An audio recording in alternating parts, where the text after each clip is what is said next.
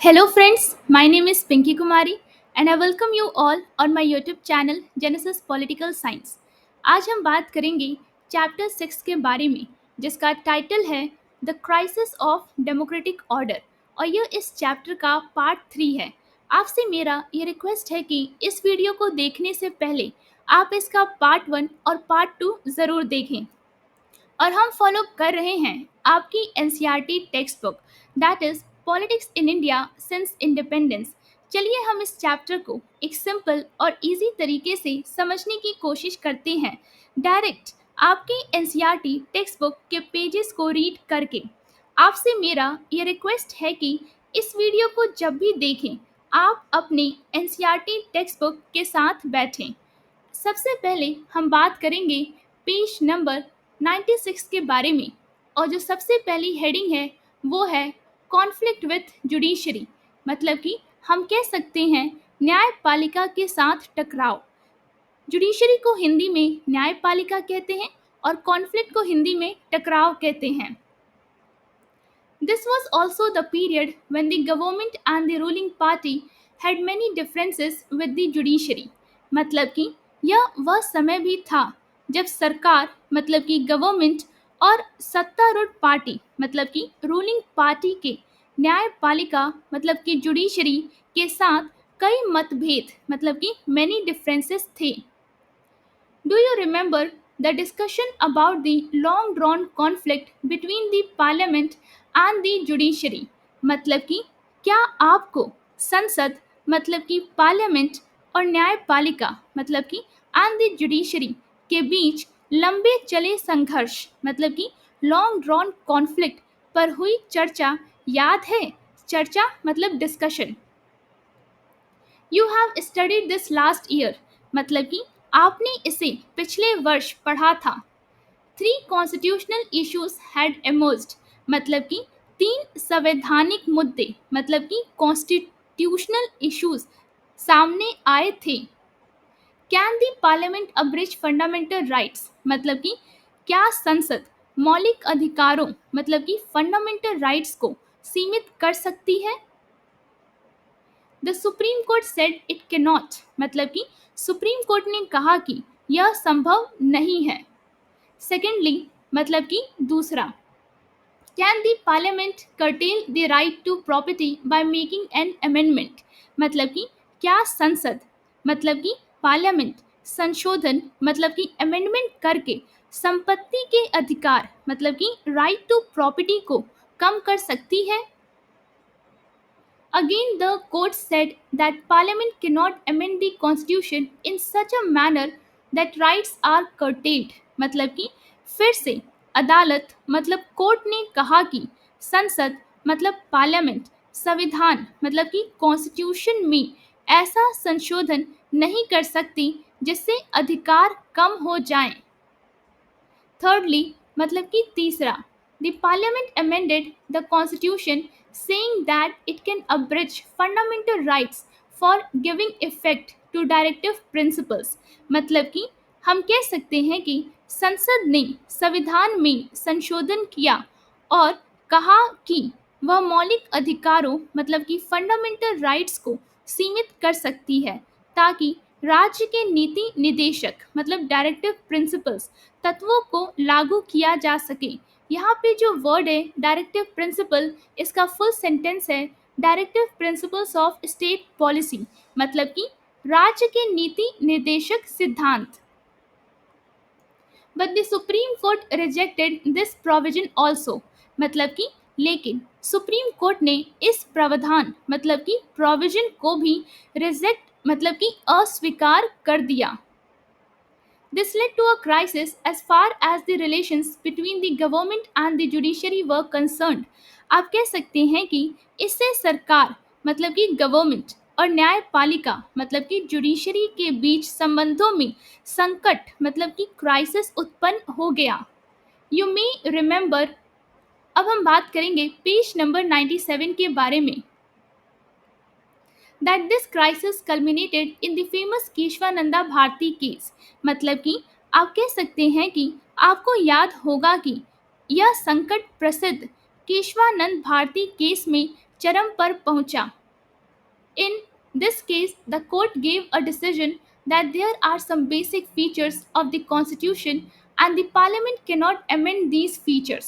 हम कह सकते हैं कि इस मामले में अदालत मतलब कोर्ट ने निर्णय दिया कि संविधान मतलब कि कॉन्स्टिट्यूशन की कुछ मूलभूत विशेषताएं मतलब कि सम बेसिक फीचर्स हैं और संसद मतलब कि आप कह सकते हैं पार्लियामेंट इन्हें संशोधित मतलब अमेंड नहीं कर सकती। Two developments further added to the tension between the judiciary and the executive. इसका मतलब हुआ कि दो घटनाओं ने न्यायपालिका मतलब जुडिशरी और कार्यपालिका मतलब कि एग्जीक्यूटिव के बीच तनाव को और बढ़ा दिया। Immediately after the Supreme Court's decision in 1973 in the Keshwananda Bharati case, a vacancy arose for the post of the Chief Justice of India. इसका मतलब हुआ कि 1973 में सुप्रीम कोर्ट के केशवानंद भारती केस के फैसले के तुरंत बाद भारत के मुख्य न्यायाधीश मतलब कि आप कह सकते हैं कि चीफ जस्टिस ऑफ इंडिया के पद पर रिक्ति मतलब वैकेंसी उत्पन्न हुई। It had been a practice to appoint the senior most judge of the Supreme Court as the Chief Justice. इसका मतलब हुआ कि यह परंपरा रही थी कि सुप्रीम कोर्ट के वरिष्ठतम न्यायाधीश मतलब कि सीनियर मोस्ट जज ऑफ द सुप्रीम कोर्ट को मुख्य न्यायाधीश मतलब कि चीफ जस्टिस नियुक्त किया जाता था। But in 1973, the government set aside the seniority of three judges and appointed Justice A.N. Ray as the Chief Justice of India. इसका मतलब हुआ कि लेकिन 1973 में सरकार मतलब गवर्नमेंट ने तीन न्यायाधीशों मतलब कि थ्री जजेस की वरिष्ठता मतलब कि सीनियरिटी को नज़रअंदाज कर जस्टिस ए एन रे को भारत का मुख्य न्यायाधीश मतलब चीफ जस्टिस ऑफ इंडिया नियुक्त किया। The appointment became politically controversial because all the three judges who were superseded had given rulings against the stand of the government. इसका मतलब हुआ कि यह नियुक्ति मतलब अपॉइंटमेंट राजनीतिक विवाद मतलब पॉलिटिकली कंट्रोवर्शियल का कारण बनी क्योंकि जिन तीन न्यायाधीशों मतलब थ्री जजेस को पदोन्नति मतलब कि प्रमोशन से वंचित किया गया था उन्होंने सरकार के खिलाफ फैसले दिए थे। Thus, constitutional interpretations and political ideologies were getting mixed up rapidly. इसका मतलब हुआ कि इस प्रकार संवैधानिक व्याख्याएं मतलब कि कॉन्स्टिट्यूशनल इंटरप्रिटेशंस और राजनीतिक विचारधाराएं मतलब कि पॉलिटिकल आइडियोलॉजीज से आपस में घुल मिल रही थीं। People close to the Prime Minister started talking of the need for a judiciary and the bureaucracy committed to the vision of the executive and the legislature. इसका मतलब हुआ कि प्रधानमंत्री मतलब प्राइम मिनिस्टर के करीबी लोग यह कहने लगे कि न्यायपालिका मतलब कि आप कह सकते हैं जुडिशरी और नौकरशाही मतलब कि एंड द ब्यूरोक्रेसी को कार्यपालिका मतलब एग्जीक्यूटिव और विधायिका मतलब कि एंड द लेजिस्लेचर की दृष्टि के प्रति प्रतिबद्ध मतलब कि कमिटेड होना चाहिए। The climax of the confrontation was of course the ruling of the High Court declaring Indira Gandhi's election invalid. इसका मतलब हुआ कि इस टकराव का चरम बिंदु वह रहा जब हाई कोर्ट ने इंदिरा गांधी का चुनाव अमान्य मतलब कि आप कह सकते हैं इनवैलिड घोषित कर दिया। अब हम बात करेंगे डिक्लेरेशन ऑफ इमरजेंसी के बारे में मतलब कि आपातकाल की घोषणा। इमरजेंसी को हिंदी में आपातकाल कहते हैं। On 12 June 1975, Justice Jagmohan Lal Sinha of the Allahabad High Court passed a judgment declaring Indira Gandhi's election to the Lok Sabha invalid. इसका मतलब हुआ कि 12 जून 1975 को इलाहाबाद हाई कोर्ट के न्यायमूर्ति मतलब जस्टिस जगमोहन लाल सिन्हा ने एक निर्णय सुनाया जिसमें इंदिरा गांधी का लोकसभा चुनाव अमान्य मतलब कि इनवैलिड घोषित किया गया। This order This order came on an election petition filed by Raj Naren, a socialist leader and a candidate who had contested against her in 1971. इसका मतलब हुआ कि यह आदेश आदेश मतलब ऑर्डर एक चुनाव याचिका मतलब कि इलेक्शन पिटीशन पर आया जिसे राज नारायण ने दायर किया था। वे एक समाजवादी नेता मतलब कि सोशलिस्ट लीडर और 1971 में इंदिरा गांधी के खिलाफ चुनाव लड़ने वाले प्रत्याशी थे। प्रत्याशी मतलब कैंडिडेट थे। The petition challenged the election of Indira Gandhi on the ground that she had used the services of government servants in her election campaign. इसका मतलब हुआ कि इस याचिका याचिका मतलब पिटीशन में इंदिरा गांधी के चुनाव को इस आधार पर चुनौती दी गई थी कि उन्होंने अपने चुनाव प्रचार मतलब कि इलेक्शन कैंपेन में सरकारी कर्मचारियों की सेवाएं मतलब कि आप कह सकते हैं सर्विसेज ऑफ गवर्नमेंट सर्वेंट्स का उपयोग किया था। The judgment of the High Court meant that legally she was no more an MP and therefore could not remain the Prime Minister unless she was once again elected as an MP within 6 months.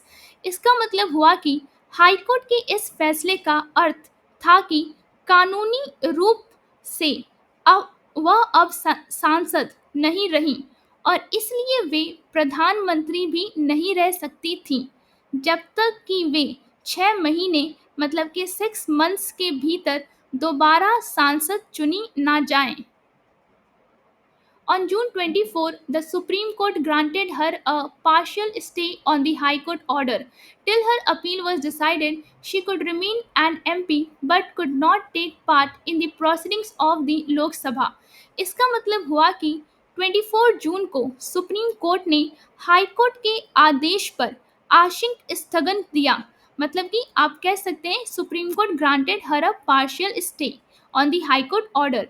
जब तक उनकी appeal पर फैसला नहीं होता वे सांसद बनी रह सकती थी लेकिन लोकसभा की कार्रवाई मतलब कि आप कह सकते हैं कि प्रोसीडिंग्स ऑफ द लोकसभा में हिस्सा नहीं ले सकती थी।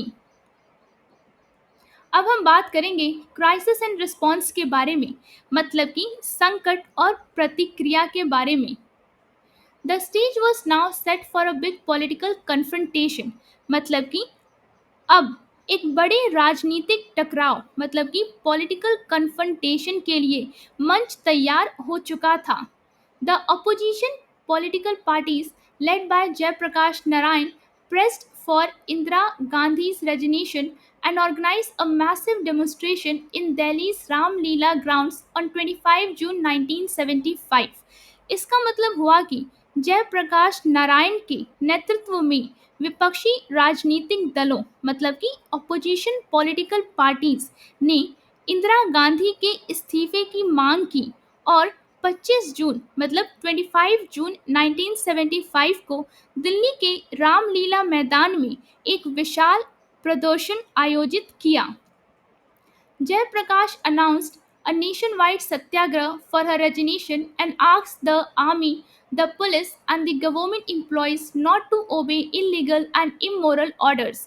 इसका मतलब हुआ कि जयप्रकाश ने उनके इस्तीफे के लिए देशव्यापी सत्याग्रह मतलब कि नेशन वाइड सत्याग्रह की घोषणा की और सेना पुलिस तथा सरकारी कर्मचारियों मतलब कि गवर्नमेंट एम्प्लॉयज से कहा कि वे गैर कानूनी मतलब कि इलीगल और अनैतिक आदेशों मतलब कि इमोरल ऑर्डर्स का पालन ना करें। This too threatened to bring the activities of the government to a standstill। हम कह सकते हैं कि इससे भी सरकार की गतिविधियां मतलब गवर्नमेंट एक्टिविटीज पूरी तरह ठप होने का खतरा पैदा हो गया। The political mood of the country had turned against the Congress more than ever before। मतलब कि देश का राजनीतिक माहौल मतलब कि पॉलिटिकल मूड अब तक की तुलना में कहीं ज़्यादा कांग्रेस के खिलाफ हो चुका था। अब हम बात करेंगे पेज नंबर 98 के बारे में। The response of the government was to declare a state of emergency मतलब कि सरकार की प्रतिक्रिया आपातकाल मतलब इमरजेंसी घोषित करने की थी। On 25 June 1975, the government declared that there was a threat of internal disturbances and therefore it invoked Article 352 of the Constitution. इसका मतलब हुआ कि 25 जून 1975 को सरकार मतलब कि गवर्नमेंट ने घोषणा की कि आंतरिक अशांति मतलब कि आप कह सकते हैं इंटरनल डिस्टर्बेंसेस का खतरा है और इसलिए उसने संविधान के अनुच्छेद मतलब कि आर्टिकल 352 को लागू किया। Under the provision of this article, the government could declare a state of emergency on the grounds of external threat or a threat of internal disturbances.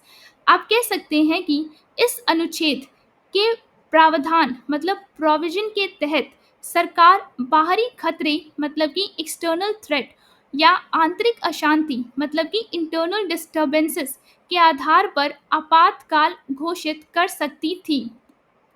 The government decided that a grave crisis had arisen which made the proclamation of a state of emergency necessary. इसका मतलब हुआ कि सरकार मतलब government ने यह निर्णय लिया कि एक गंभीर संकट मतलब कि ग्रेव क्राइसिस उत्पन्न हो गया है जिसके कारण आपातकाल मतलब इमरजेंसी की घोषणा आवश्यक हो गई है। Technically speaking, this was within the powers of the government, for our constitution provides for some special powers to the government once an emergency is declared. इसका मतलब हुआ कि टेक्निकली मतलब कि तकनीकी रूप से यह सरकार मतलब कि गवर्नमेंट के अधिकारों के भीतर था क्योंकि हमारा संविधान मतलब कॉन्स्टिट्यूशन आपातकाल मतलब कि इमरजेंसी घोषित होने पर सरकार को कुछ विशेष शक्तियां मतलब सम स्पेशल पावर्स प्रदान करता है। Once an emergency is proclaimed, the federal distribution of powers remains practically suspended and all powers are concentrated in the hands of the union government. इसका मतलब हुआ कि एक बार आपातकाल की घोषणा हो जाने पर केंद्र और राज्यों के बीच शक्तियों का बंटवारा व्यवहारिक रूप से निलंबित मतलब कि सस्पेंड हो जाता है और सारी शक्तियां मतलब कि आप कह सकते हैं कि ऑल दी पावर्स केंद्र सरकार मतलब यूनियन गवर्नमेंट के हाथों में केंद्रित मतलब कंसंट्रेटेड हो जाती है। Secondly, the government also gets the power to curtail or restrict all or any of the fundamental rights during the emergency. इसका मतलब हुआ कि दूसरे मतलब सेकेंडली आपातकाल मतलब कि आप कह सकते हैं इमरजेंसी के दौरान सरकार मतलब गवर्नमेंट को यह शक्ति भी मिल जाती है कि वह सभी या किसी भी मौलिक अधिकार मतलब कि फंडामेंटल राइट्स को सीमित या प्रतिबंधित मतलब कि curtail या फिर restrict कर सकें। From the wording of the provisions of the Constitution, it is clear that an emergency is seen as an ये आपके एनसीईआरटी टेक्स्ट बुक का पेज नंबर 99 है और ये आपकी एनसीईआरटी टेक्स्ट बुक का पेज नंबर 100 है। और हम बात करें पेज नंबर 101 के बारे में। Extraordinary condition in which normal democratic politics can not function.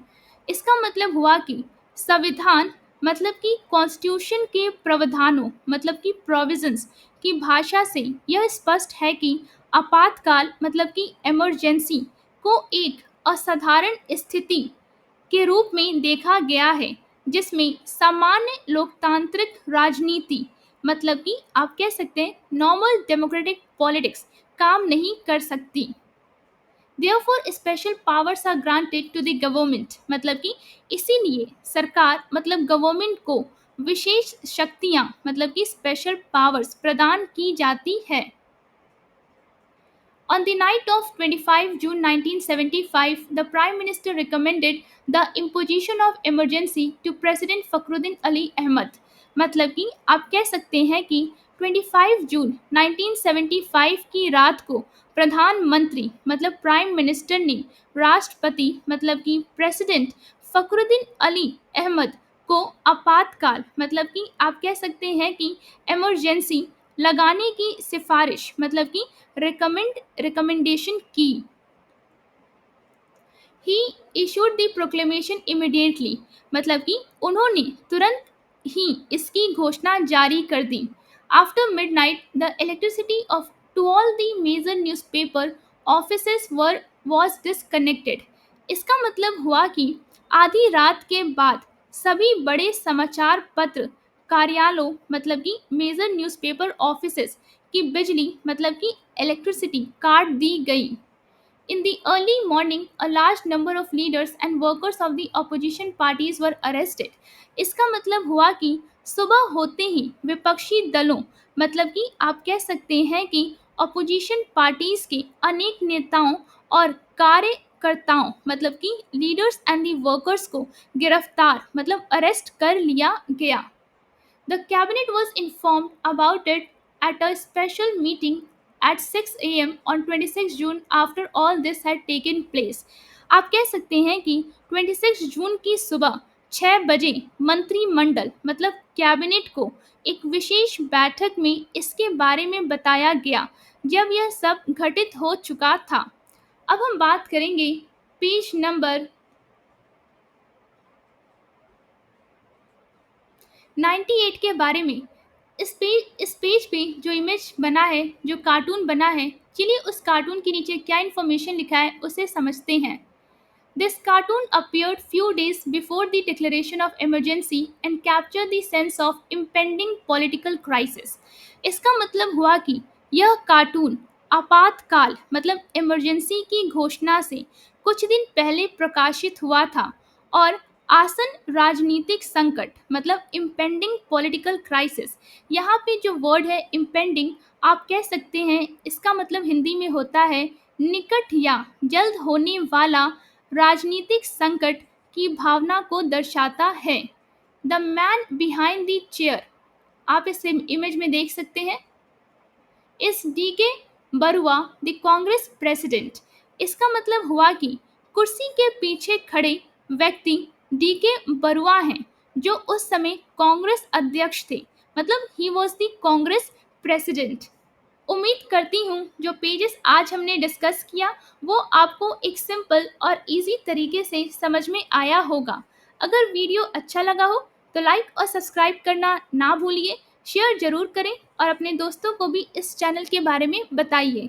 Comments में अपनी राय ज़रूर दें, बेल आइकन पे क्लिक करें ताकि अगला वीडियो मिस ना हो। In the end, I truly thank you for your time and support in watching this video.